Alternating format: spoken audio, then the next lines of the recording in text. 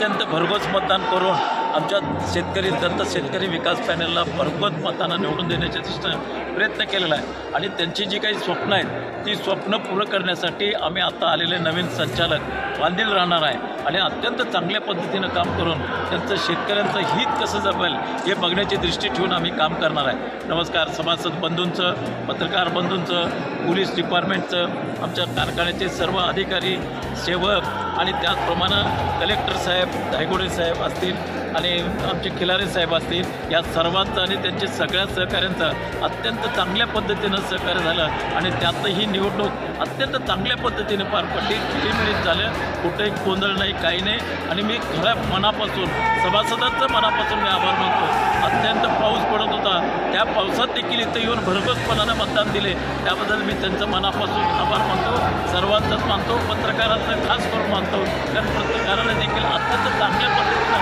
प्रतिसाद दिला आणि त्यामुळे सगळ्या आपल्याला